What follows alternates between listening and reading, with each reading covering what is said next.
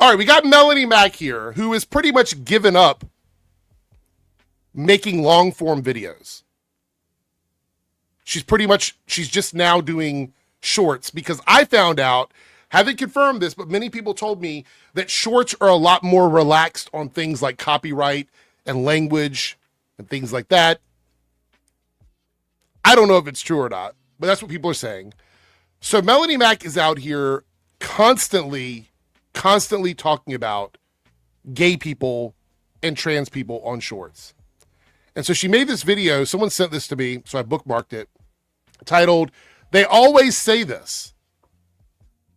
What do they always say, you might ask? Let's check it out.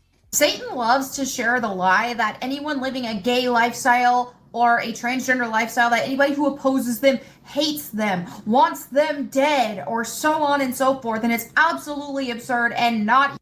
It's absurd. That's a lie from Satan.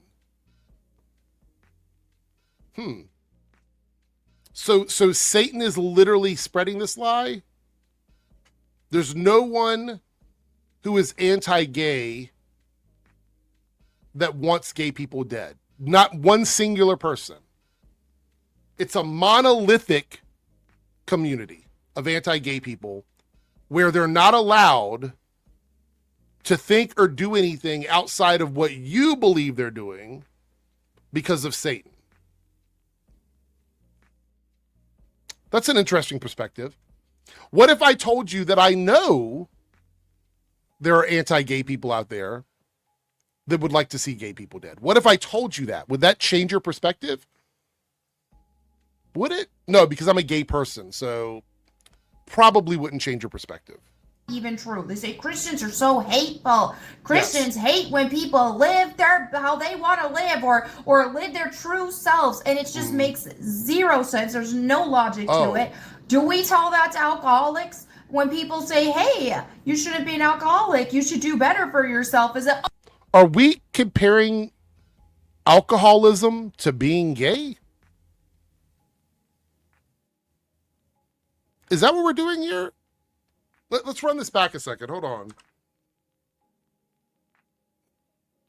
Yeah, I don't know what to say here. Let's listen again. I think she's comparing being gay to a literal addiction. Let's give it a shot here. It just makes zero sense. There's no logic to it. Do we tell that to alcoholics when people say, "Hey, you shouldn't be an alcoholic. You should do better for yourself"? Is it, "Oh, you hate me. You just don't want me to live. I was born this way, drinking this alcohol," and so on. You were born this way, drinking this alcohol. Let's repeat what she just said. You were born this way, drinking this alcohol.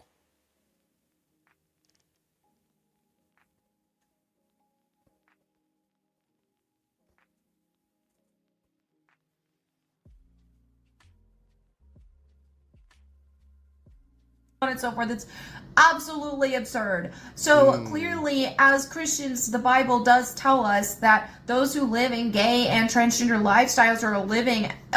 The Bible doesn't mention anything explicitly about trans people, and the gay stuff is pretty much a translation or an interpretation. That's it. But okay.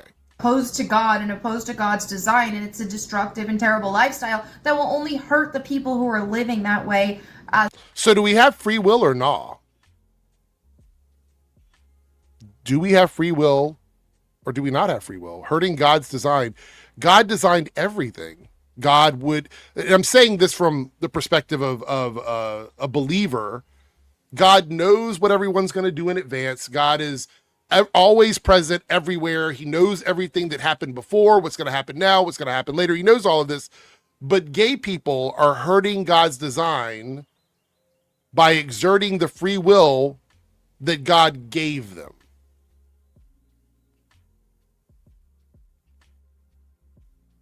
Man. As well. So the loving thing to do would be to encourage them to get out of that lifestyle. Telling people that you oppose of that doesn't mean that you hate them. It actually means that you probably love them to be able. Yeah, I'm sure you love gay people. You use the F slur all over the place. I mean, nothing says love like making videos where you're just using gay as a pejorative and using the F slur on everybody. That's absolutely loving. 100%. I feel the love already. To tell them that, because it's much easier to just say, I don't care. Go ahead and do your stuff. That's going to lead you to destruction. Doesn't bother me, so I don't care. That doesn't sound like the most loving thing ever. I also think it's funny that when Christians do this, and I need to say this because I do have people in my chat that are like, well, it's not all Christians. I understand that. When I say Christians, I'm talking about Christians like Melanie Mack. Okay? Christians like this, who think that they have all the answers and they're the only ones that are right about anything. It really is frustrating because that is the problem. There's no actual dialogue that can occur when someone feels this way, because there's always going to be some excuse for their bad behavior. Always. Oh, I don't actually hate people. I just hate the gayness. I just equate being gay to alcoholism and addiction. No problem there, right? So, truth be told, when we interact with people who are living in sin and living in these lifestyles, we do love them. Just last Mother's Day weekend, when I was with my family and we took Mom out for Mother's Day, there was a guy who was very apparently living in a very gay lifestyle, and he was so... Is Mother's Day from the Bible? I don't think it is. I don't think Mother's Day is from the Bible. Why were you participating in something that isn't biblical? No, Mother's Day didn't start until 1914. So you're honoring a holiday that isn't from the Bible? Wow. Seems a little sacrilegious to me. Oh, nice. He just said the nicest things to me. Oh, wait, hold on. What? Okay. There was a guy who was very, apparently living in a very gay lifestyle, and he... Apparently. So she doesn't know. She has no clue. She just profiled the person as gay. Oh, he looks gay. He sounds gay. So he must be. You have no fucking idea. Very obviously. What does that even fucking mean? Was so nice. He just said the nicest... Yeah, because gay people aren't nice. This gay person that waited our table was so nice, and I was so surprised that he was a nice person. You know why he was nice to you? Because he did not know you're a hateful, spiteful, internet cunt. He didn't know that. So therefore, he was being nice to you, because people should generally be nice to other people they meet in public if they have no reason to be mean. Things to me, gassed me out, made me feel beautiful with all the compliments that he gave me, and I had a lot of love for this person. Oh. You had love for him because he was worshiping you. He was laying out all of these like nice statements towards you about how you looked and made you feel good. So you only cared about this person, this very gay person, because they were gassing you up. So then they must be good. They must be good, right? Because they made you feel good. And therefore, not all gay people are the evil. By the way, she's called gay people demons. She said being gay is demonic. So, like, what are we doing here? You're like, oh, I love them. You've literally called gay people like me demonic. Hate this person because he lives like that. I care about people, and don't. I want them to go to heaven, and I want them to live according to how God wants them to live. Also, you want to pressure them into a lifestyle that they do not want to be a part of, right? Do you hear that? You want to convert them out of their lives and assimilate them into your belief system. Something that you accuse gay people of doing from simply having a character in a TV show or a movie. But here you're admitting that the only thing you want here is for this person to assimilate into your belief system. So you are saying that indoctrination is okay. This to you, it seems quite fine to indoctrinate somebody into your belief system. What a hypocrite.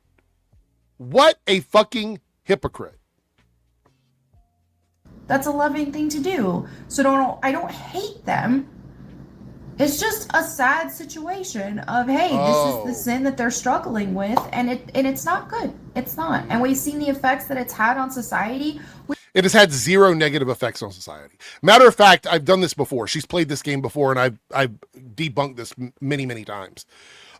Gay relationships in the United States, in talking about marriages, generates billions of dollars for the government. So if we're talking about financially, no net negative there. Gay marriages have had no negative effects on straight marriages. There's not some waterfall of straight people getting divorced because gay people can get married. There's also no weird change in society because gay people started getting accepted, other than the fact that gay people are not persecuted as much as they used to be in the past. There's no harm for gay people to exist. What she is talking about here is tantamount to genocide of gay people. And you might say, Eric, you're going a little far there. I'm not. If she is talking about mass conversion of gay people to not be gay and be Christians, that would be a genocide towards gay people. That is what she is projecting here with what she's saying. If you want to change who I am fundamentally to indoctrinate me into your religious beliefs, then you are killing off the person that I was before and trying to turn me into someone else. That's crazy. We've seen the effects that it's had on our youth as these things have been promoted, and it's a miserable and sad and terrible thing that these people are being brainwashed and told that they're... Do I look miserable, everybody? Am I miserable?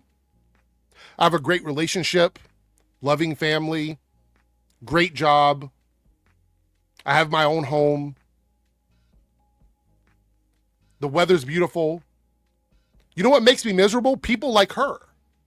This makes me miserable because people like this want to make my life a living hell.